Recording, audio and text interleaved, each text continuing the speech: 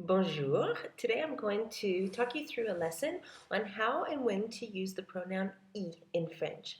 Very often we say that for English speakers, the pronouns I and en are among the hardest things to learn in French. It's just because we don't need those pronouns in English. But once you learn how to use them in French and when, and you get a lot of examples, it does get a little bit easier. So I will invite you to follow the link that's down in the video description to my blog if you want to sort of read along while you listen to the lesson. There's a whole written lesson on my blog.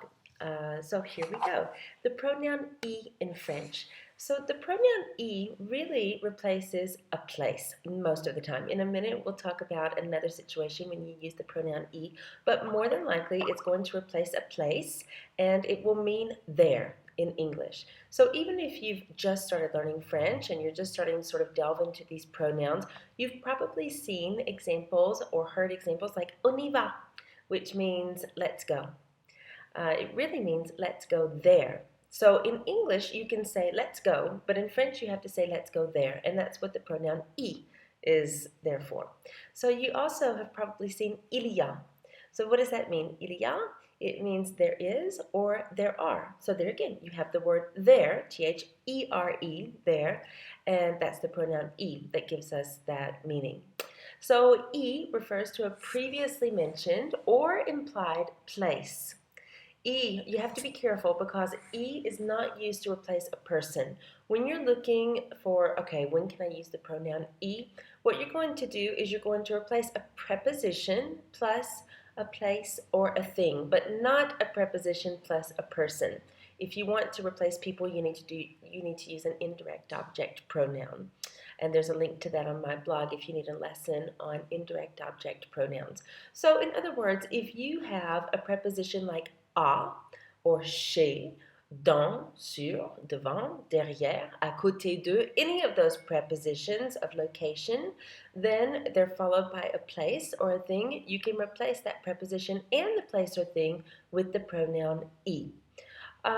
So here we go. Let's look at some examples and follow along with me on my blog. If you're there, you can read along. If you wanted to say, are you going to the bank today? Tu vas à la banque aujourd'hui? You have à la banque. So there you have a preposition à plus a place, which is la banque. You can replace à la banque with the pronoun I. So if you want to say, no, I'm going there tomorrow, you would say, non, j'y vais demain.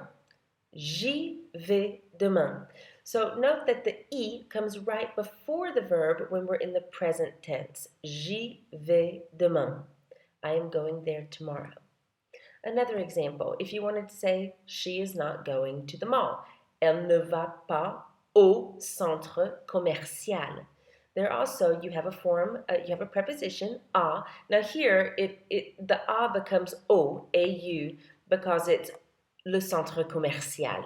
And since le centre commercial is masculine, remember that when you have a and le next to each other, that contracts to become o. So elle ne va pas au centre commercial. You can replace au centre commercial with the pronoun I. Remember, you're going to put the pronoun I right in front of the verb since we're in the present tense, and you're going to say elle n'y va pas. Elle n'y va pas. Now notice that when I'm using negation, the ne is going to come before the pronoun I, and the pas is going to come after the verb. Elle n'y va pas. That's because anytime you're using pronouns in French, the pronoun cannot be separated from the verb that it's directly linked to. So the present tense, that's just the present tense verb. That's the only verb in the sentence. Here's another example. We're going to the store. Nous allons au magasin. Again, au magasin because magasin is masculine, singular, so a, le becomes o, a, u. Nous allons au magasin. Do you want to go? So in English, we can just say, do you want to go? We don't have to say, do you want to go there? But in French, you need to say there, and that's your pronoun I. So here, I'm going to say, tu veux y aller? So here we have an infinitive in the sentence. You know, we have that verb vouloir, tu veux, aller, you want to go. So we need to put the pronoun I in front of to go because you want to go there. It only makes sense because the pronoun is directly linked to that verb aller. Where do you want to go? There. So anytime you have an infinitive in the sentence, the pronoun I will come right before that infinitive. Now here I'm going to give you an example using the imparfait, the imperfect, just to show you that the placement of the pronoun is still the same. You're still going to put the pronoun I in front of the verb even if you're in the imperfect or future or conditional or whatever tense you might be in where there's only one verb. It's a little bit different for the passé composé and we'll see that in just a minute. But if I wanted to say he was at Jean's house, il était, imperfect, il était chez Jean. If I want to replace chez Jean, because chez is it's a preposition, chez Jean, il y était. Il y était. He was there. So I put the I right in front of the verb in the imperfect, était. Here's another example, and this one is in the passé composé. They waited in front of the restaurant. So in front of, that's also a preposition of location in French, in front of. You know how to say that? It's devant. So they waited in front of the restaurant. Ils ont attendu devant le restaurant. Devant, since it's a preposition and it's followed by a place, I can replace all of that with the pronoun I. Devant le restaurant, replaced by I. So, ils ont attendu devant le restaurant becomes ils y ont attendu. Ils y ont attendu. So note that in the passé composé, the I comes right before the helping verb. And that will be the same even if your helping verb is être. It doesn't matter, avoir or être. The pronoun will come right before the helping verb in the passé composé. So here is the last example for now. I did not put the cards on the table. On the table. Sur la table. So sur is another preposition of location followed by a place. Sur la table. So I didn't put, je n'ai pas mis, that's the verb mettre in the passé composé. Je n'ai pas mis les cartes sur la table. I did not put the cards on the table. If I want to replace sur la table with the pronoun I, remember we're in passé composé, and this time we also have negation involved. Just listen how I do this. Je n'y ai pas mis les cartes. Je n'y ai pas mis les cartes. So the ne and the pas in the passé composé, the ne has to come before the pronoun I, and you're going to put the pas in front of your past participle. Je n'y ai pas. So that's something that you really have to think about and focus on when you're starting to use pronouns in French. The good thing is, once you learn placement for pronouns, let's say for the pronoun I, you can know that the placement for all of the pronouns is the same. And voila. So that's when you have one pronoun in the sentence, and that's what we're focusing on for now. All right, so those are examples and rules for when you want to use the pronoun I to replace a place that's been previously mentioned or implied.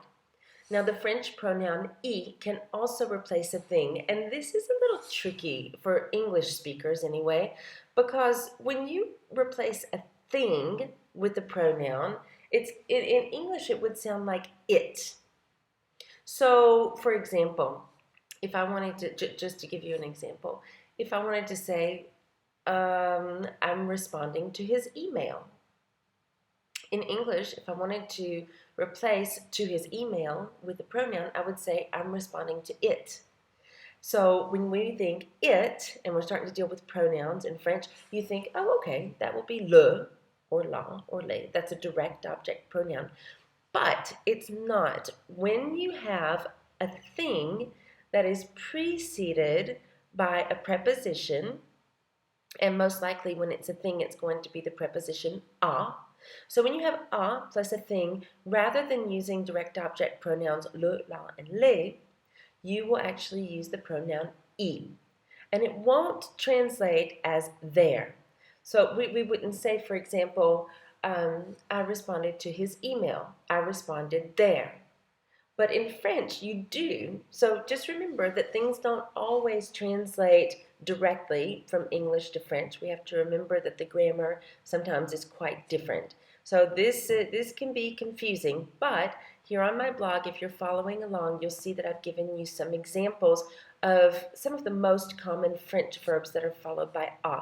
Because that's the thing, many times in French, we will have a verb that's followed by a, whereas in English, we wouldn't use the preposition to or at after this particular verb. For example, if you have the verb penser, penser means to think, or réfléchir also means to think or to ponder. Well, both of those verbs are followed by the preposition a in French.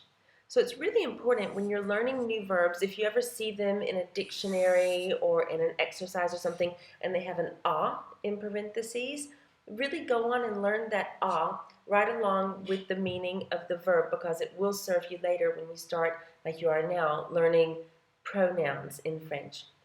So if you want to say, let's just use that verb penser, a, if you want to say that you're thinking about something, like an idea, for example, you would say, without the pronoun, je pense à ton idée. I'm thinking about your idea. Je pense à ton idée. You can replace à ton idée, since that's a preposition plus a thing, with the pronoun y. So when you want to say, I'm thinking about it, you say, j'y pense. So it's almost as if you're saying, I'm thinking to that. Not the way we say it in English, but it's the way we say it in French. J'y pense, or je n'y pense pas, or j'y ai pensé. I thought about it. Okay, I'm just going to go through another few examples with you, and they're written on the blog if you want to read along. The verb réfléchir. So that means to think, but let's think about the verb réfléchir as to ponder. And believe me, it's used a lot in French. If you ask someone, so, what do you think about what I said to you? They might respond and say, attends, je réfléchis. Wait, I'm thinking. Je réfléchis. Or j'y réfléchis. I'm thinking about it. So this verb réfléchir is important. If you réfléchis à something, like a problem, tu réfléchis au problème? Are you thinking about the problem? Again, problème is masculine, so we're going to make a contraction with a and le, make it become o, au. Tu réfléchis au problème? If you want to replace au problème with the pronoun y, you can do that. Tu y réfléchis? Or how about the verb arriver? So arriver by itself means to arrive. But when you say arriver à something, like the example I'm giving here is arriver à faire something, like homework, you could say il arrive à faire ses devoirs. It doesn't mean to arrive. In this case, even though arriver means to arrive, il arrive à faire ses devoirs means like he is able to do his homework, or he's managing to do his homework. Il arrive à faire ses devoirs. So you can replace à faire ses devoirs with the pronoun y. Il y arrive. Sounds really weird when you try to translate it to English if you're trying to replace y with the word there. He arrives there doesn't mean at all what it does in French. Il y arrive means, yeah, he's able to do it. All right? How about s'habituer à? Now, this is a reflexive verb, s'habituer à something. It means to get used to something. So, in other words, to get in the habit of doing something. So you can get in the habit, for example, of living in France. Je m'habitue à, plus that verb in the infinitive form, je m'habitue à vivre en France. I'm getting used to living in France. Je m'habitue à vivre en France. We can replace à vivre en France with the pronoun y. Je m'y habitue. Now, in this case, we're dealing with a reflexive verb, s'habituer. So the je reflexive pronoun that you need to use is me. And when you have more than one pronoun in the sentence, and it's the pronouns me and y, then me will come before y. That's just an order of pronouns that you have to follow, which is actually for another lesson. I'm not going to try to get too far ahead of myself in this pronoun y lesson. But that's a good, je m'y habitue, that's a good example. Okay, how about the verb réussir, which means to succeed, réussir. And so réussir is also often followed by à. So you can réussir à something. Like you can, réussir means to succeed. You could say something like, je réussis à comprendre. Je réussis à comprendre. I manage to understand. Or I succeed in understanding. Je réussis à comprendre.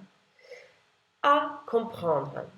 Now that, comprendre, is a verb. So also, many times when you have à followed by a verb, an infinitive, you can replace that à plus the infinitive also with the pronoun y. So, je réussis à comprendre can become J apostrophe Y, j'y réussis. I manage to do that. I manage to understand. I succeed in understanding. Okay, just two more examples. This way, I'm going to use now the verb s'intéresser à. So that's also a reflexive verb, s'intéresser, to be interested in something, like history, for example. S'intéresser à. Nous nous intéressons à l'histoire. Nous nous intéressons à l'histoire. We are interested in history. So in English we say in history, in French you say à l'histoire. So I can replace à l'histoire, à plus a thing, with the pronoun y. And here once again, since I have a reflexive verb, I also have a reflexive pronoun, which is nous, and I'm going to put the nous before the pronoun y. Nous nous y intéressons. Nous nous y intéressons. You see? Now the last example I'm going to do for using the pronoun y to mean a thing is répondre à. Répondre à, to respond to something, like an email, for example. Vous répondez à son email. Vous répondez à son email. You respond to his email or to her email. À son email can be replaced with the pronoun y. Vous y répondez. You see? So remember, the pronoun y can be used to replace either a previously mentioned or implied place or thing. And, you know, all of those verbs that I just went through with you that are often followed by a, that's just a small little group of verbs that are often followed by a, but sometimes it's easier to get started with a small group rather than a list of 50 verbs. If you can start using those verbs with the pronoun y, it would give you some good practice. All right, so if you're still here with me, I'm going to go through a few more examples and then some exercises with you. So I'm responding to a letter. Je réponds à une lettre. What would you replace there?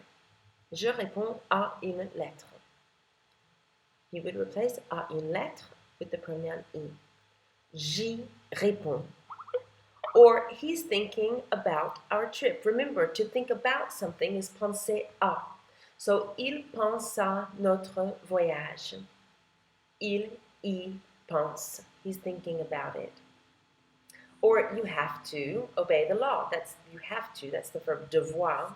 You have to. Tu dois obey. Obéir the law. À la loi. So this verb obéir is also followed by the preposition à. Tu dois obéir à la loi. What are you going to replace with the pronoun y? À la loi. Tu dois y obéir. So remember here, since obéir is following the verb devoir, tu dois, it's going to be in the infinitive form, and that means that our pronoun y has to come in front of the infinitive. Tu dois y obéir. How about, yes, I attended the meeting. Well, remember, to attend, I say remember, I don't know if you know this, to attend is not the verb attendre. Attendre means to wait. To attend is assister à. So the verb assister does not mean to assist, it means to attend. And to assist is actually the verb to help, which is aider. Okay, to help, to aid. So I attended the meeting. J'ai assisté à la réunion. J'ai assisté à la réunion. What can I replace with the pronoun y? À la réunion. So if I want to put that, now we're in the passé composé, so I'm going to have to put my pronoun y in front of the helping verb. How would you do that? J'y, J apostrophe Y, j'y ai assisté, which means I attended it. Now, if you didn't know better, you would look at that j'y ai assisté and you would think, I helped there? Doesn't make any sense. We're talking about a meeting. So remember that verbs, sometimes these are called false cognates or faux amis. Assister looks like to assist, but it means to attend. J'y ai assisté. Here's another example. I am going to think about your proposal. I'm going to ponder your proposal. So I'm going to use the verb réfléchir. And now we're in the future proche because I'm going to do something. Je vais plus infinitive réfléchir. Je vais réfléchir. Réfléchir is a verb that has to be followed by the preposition à. So je vais réfléchir à something. In this case, votre proposition. Je vais réfléchir à votre proposition. So if I want to say I'm going to think about it, je vais y réfléchir. Je vais y réfléchir. I'm going to think about it. Good. So now, here also on the blog, if you're following along, we have just a few more examples to go through, a little exercise. If I ask you, tu vas à la plage? How would you ask the same question using the pronoun y? Tu vas à la plage? Tu y vas? And then to respond, both affirmatively and negatively, oui, j'y vais. Or how would you do it negatively? Non, je n'y vais pas. Remember, the ne and the pas have to go around both the pronoun and the verb that the pronoun is directly linked to. You cannot separate the pronoun from the verb ever, no matter which pronoun you're dealing with. They have to stay stuck to the verb. Some of my students like to say sandwich them together. Sandwich them together with the ne and the pas, and that's a really good way to think about it. How about this question? Tu vas aller à la plage? So it's the same question, but rather than saying you're going to the beach, we're saying you're going to go to the beach. So now we're in the future proche, which means the y has to come in front of the infinitive. Tu vas y aller? Oui, je vais y aller. Or non, je ne vais pas y aller. So in this case, je ne vais pas, it's that first verb, vais, that's being negated. So we put the ne pas around vais. But since you have two verbs in the same sentence, and the second one is an infinitive, that y still comes before the infinitive at the end, and it's not included within the ne and the pas. Je ne vais pas, I am not going to go there. Y aller. So in English, we say to go there, with there after the verb, but in French, this pronoun has to come before the verb to go. So it's like you're saying, I'm not going there to go. All right, here's one in the passé composé.